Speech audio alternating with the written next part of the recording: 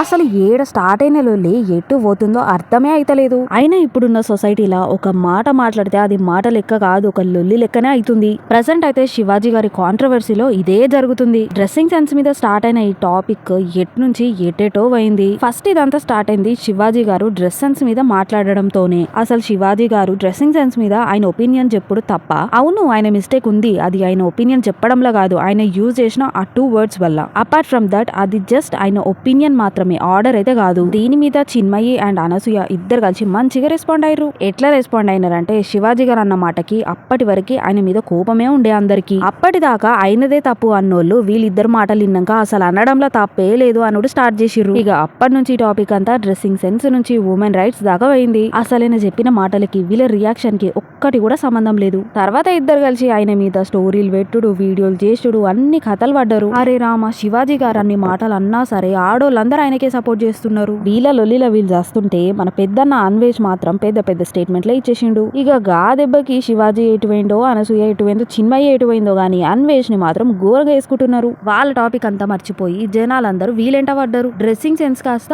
Religions మధ్య లొల్లి లెక్క తయారైంది అది. ఇక మన పెద్దన్న అన్వేష్ అన్న ఇచ్చిన స్టేట్మెంట్లకి యూట్యూబ్ అంతా ఇచ్చి పడేసినారు. ఇప్పుడు కూడా అన్వేష్ అన్న లీక్స్ అని చెప్పి ఆయన కాల్ రికార్డింగ్స్ అన్ని వేరే లెవెల్ వైరల్ చేస్తున్నారు. ఓయమ్మో, ఇవన్నీ చూస్తుంటే యుద్ధాలన్నీ ఆడోళ్ళ కోసమే అవుతాయంటే నిజమే అనిపిస్తుంది. ఏడనో స్టార్ట్ అయిన లొల్లిలు ఏడికేడుకో పోతున్నాయి. మొత్తానికి శివాజీ అన్న మాటలు మర్చిపోయి రిలీజియన్ కోసం లొల్లి అయితే స్టార్ట్ చేసిర్రు. అయినా మన హిందువులని ఎవడన్నేమనంటే ఎందుకు ఊరుకుంటారు గానీ, ఇక మన సావేదో మనం చస్తున్నాం రిలీజియన్ లొల్లిలలా అంటుంటే మళ్ళా ఏడ్చుకుంటే వీడియోలు పెట్టి పబ్లిసిటీ కోసం ఘోరంగా ట్రై చేస్తుంది అనసూయక్క.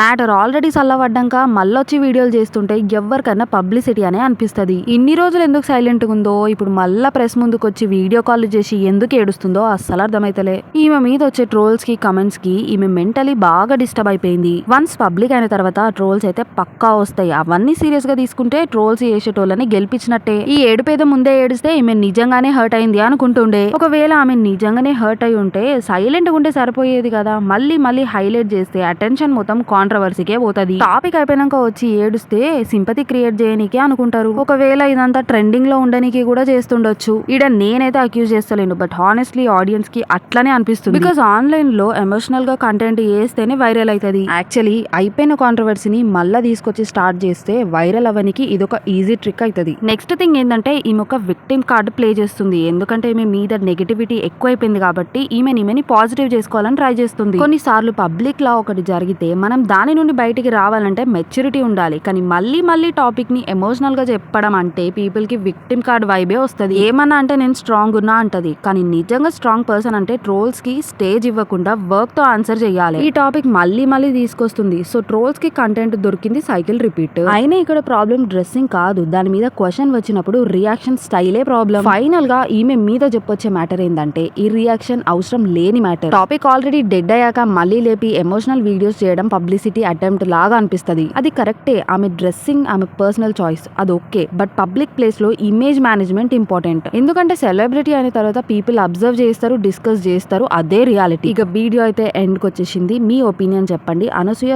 జెన్యూన్ గా హర్ట్ అయిందా లేక పబ్లిసిటీ కోసం మళ్ళీ లేపుతుందా అని.